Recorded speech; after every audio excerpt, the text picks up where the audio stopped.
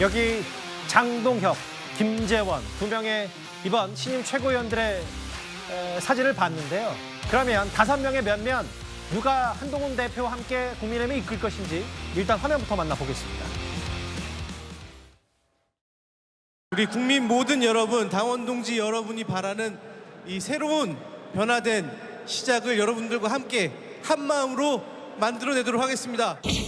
한 사람의 당원으로서 또 대한민국의 국민으로서 우리 당원 동지 여러분들 또 국민 여러분들 나라 걱정하는 마음에 저도 조금이라도 보태는 삶을 살아가겠습니다.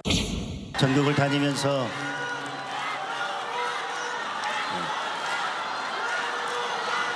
다니면서 우리 당원 동지 여러분들의 변화와 쇄신에 대한 열망을 느낄 수 있었습니다. 그 열망을 잊지 않고 꼭 실현하도록 하겠습니다. 어떤 결과가 되든 우리는 하나입니다. 그것만은 변함없을 것입니다.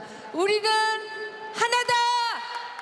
또 우리 미래를 위해서 조금 더 좋은 나라를 이렇게 넘겨줄 수 있는 그런 나라를 만드는데 최선을 다할 걸 약속드립니다.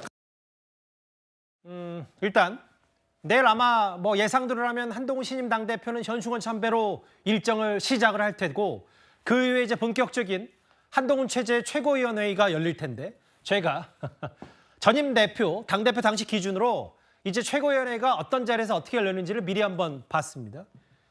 중간에 이제 한동훈 신임 당대표가 있고요. 추경호 원내대표도 이제 자리할 테고 이번에 가장 많은 득표를 한 수석 최고위원회 장동혁 의원 그리고 인요한, 김민전, 김재원, 청년 최고위원회 김종호 의원.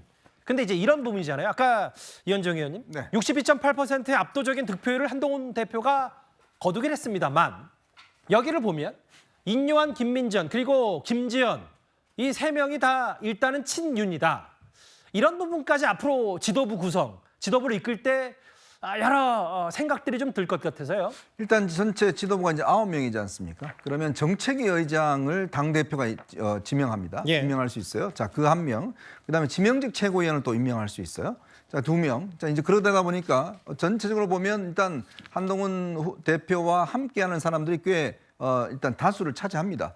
그렇기 때문에 아마 제가 볼 때는 뭐 큰 운영하는 데는 큰 문제는 없을 것 같아요. 예전에 이준석 대표처럼 굉장히 혼자 고립돼 있을 때 그때 김용태 청년 최고위원과 함께 둘이가 있었는데 그럴 때는 뭐 예를 들어서 뭐 이 지도 체제가 흔들릴 수 있는 가능성은 있지만 지금으로 봐서는 흔들릴 수 있는 가능성은 없다라는 것이고요. 또 예. 김민전 최고위원이나 뭐 인용한 뭐 그다음에 김재원 최고위원 같은 경우는 아주 뭐 뚜렷한 친윤이다라고 하기에는 조금 무리는 있는 것 같습니다. 예. 김재원 최고 같은 경우는 이제 뭐 대구 경북 지역을 중심으로 하고 있기 때문에 본인이 어떤 뭐 친윤이다 뭐 이렇게 아주 명확한 색깔을 하기는 좀 그렇고요. 예. 인요한 김민전 최고위원도 마찬가지죠. 이번에 영입된 분이기 하기 때문에 전반적으로 좀 그래도 지난 대선 과정에서 총선 과정에서 호흡을 맞췄던 분들이기 때문에 저는 뭐 전반적으로 크게 어떤 한동훈 대표 체제에 대해서 반대할 만한 사람은 없는 게 아닌가라는 생각이 들어요. 예. 그렇기 때문에 일단은 워낙 이제 이번에 압도적인 지지를 얻었고 또 거기에 따라서 최고위원들 지금 우리가 뭐 보통 F4라고 그랬지만 거기에 박정훈 의원만 이제 탈락을 하고 그러게요. 나머지는 다 지명이 됐지 않습니까? 자, 그런 상황에 또 1명의 지명직 최고위원을 또 대표가 인사를 할 수 있기 때문에 그런 측면에 봐서는 일단 제일 중요한 건 제가 볼 때는 일단 정책위 의장 같습니다. 예.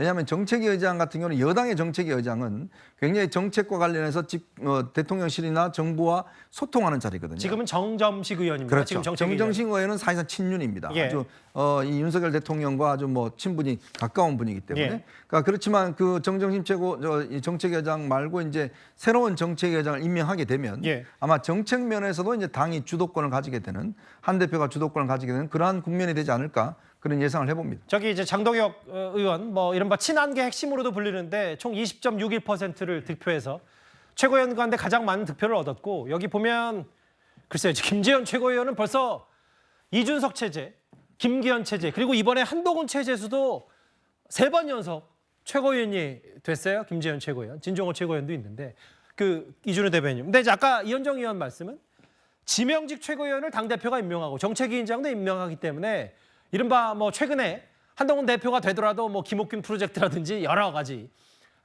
대표를 흔들려는 시도가 바로 지적도 있을 것이다. 이준석 의원도 이런 얘기를 했는데 뭐 그럼에도 이른바 팀 한동훈이 다 당선이 되지 않았기 때문에 여러 가지 것들도 고려해야 된다라는 반론도 있을 것 같아서요. 어느 지도부가 나오든지 간에 예. 일단 허니문 기간은 다 있습니다. 지금 새로운 지도부가 저렇게 구성이 됐고 더군다나 한동훈 대표가 지지율이 되게 높지 않습니까? 높은 득표율로 당선이 됐기 때문에 예. 저 허니문은 분위기를 깨는 그런 갈등 관계는 전부 다 자제를 아마 할 거고요. 일단은 초반은 예. 그렇죠. 그리고 당정 관계에서 윤석열 정부와 윤석열 대통령과 아마 당 대표가 오찬이든 만찬이든 조만간 일정을 잡을 걸로 보이는데 예. 아마 거기에서도 이런 얘기가 있을 거예요. 저기 친윤으로 분류되고 있는 최고위원도 있지 않습니까? 예. 그분들이 아마 중재자 역할을 좀 매끄럽게 해서 당정 관계가 갈등이 아닌 좀 소통과 소통이 되고 윤활 역할을 할 수 있는 그런 역할을 하면서 적어도 제가 보기엔 올해 국정감사와 예산심사까지는 올해 안에는 좀 허니문 기간을 가지면서 지금 또 조국 대표가 한동훈 특검법을 발의한다 하고 있거든요.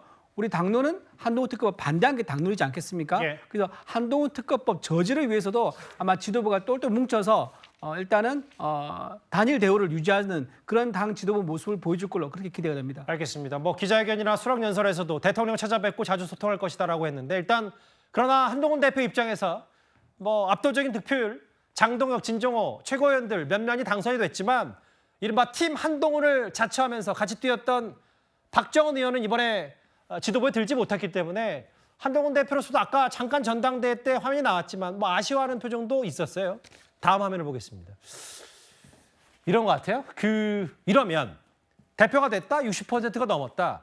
그동안에 뭐 아름아름 고동진, 장동혁, 배현진, 김영동, 박정아 이런 인물들이 이제 이른바 한동훈 대표를 물밑에서 많이 도왔기 때문에 주류로 좀 여당 이번에 60% 넘는 득표율로 조금 더 물갈이가 되는 건지를 어떻게 상대평가하시겠어요?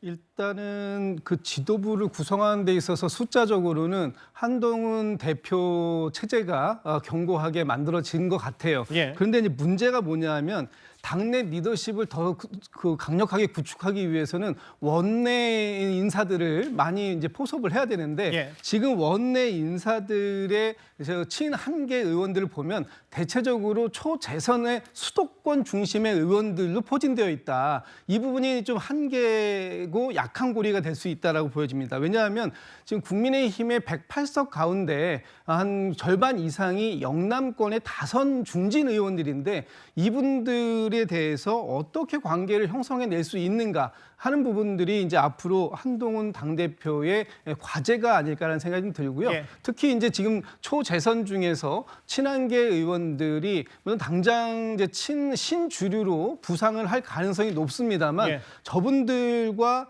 좀 전에 말씀드렸던 것처럼 영남권 중진 의원들과의 관계 이 부분이 저는 굉장히 중요한 작용이 될 부분이 있다라고 보여집니다. 예. 그때 이제 김준욱 대변인 말씀은 결국은 이제 중진들은 아니고 초재선이기 때문에 아직 당내 기반을 한동훈 대표가 쌓아가기에는 시간이 좀 걸릴 수 있다. 일례로 이런 게 있잖아요, 이도학 의원님. 네. 다음 화면을 보면 최근에 추경호 원내대표가 비공개 회의 때 한 말이 누가 당대표가 되든 우리 원내는 원내대표 중심으로 하겠다. 이 발언의 파장이 좀 있었기 때문에 한동훈 신임 당대표와 맞물리면서 여러 가지 해석들이 벌써 나올 수밖에 없거든요.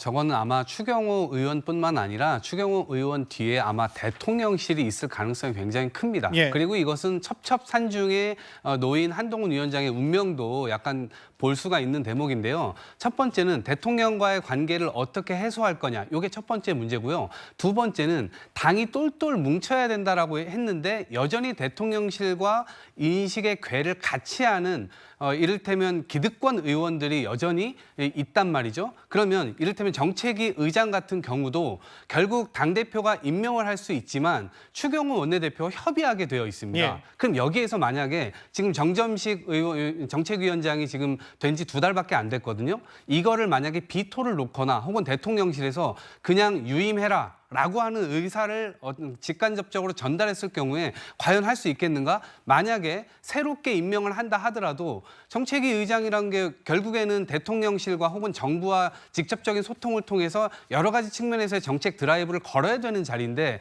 그런 것부터 하나하나 계속해서 이 브레이크가 걸리게 되면 한동훈 체제에 과연 힘을 받을 수 있겠는가? 이런 의문점들이 남는 겁니다. 그리고 여전히 대통령의 인식과 같이 한다는 의미는 민심과는 지금 동떨어져 있는 방향에서 여전히 대통령실과 함께 틀을 맞추려고 하는 기득권 의원들이 가득 들어차 있는 이 상황 속에서 과연 한동훈 위원장이 리더십을 가지고 이거를 쟁취해 나갈 수 있겠느냐 여기에 대한 이제 의문이 국민들께서도 아마 가지고 계실 거라고 봅니다. 일단 물론 62%가 넘는 압도적인 수치로 당선이 되긴 했습니다만 지금 국민의힘은 108석에 불과하고 실제로 한동훈 대표도 원외 당대표이기 때문에 앞으로 나갈 길이 만만치가 않겠죠.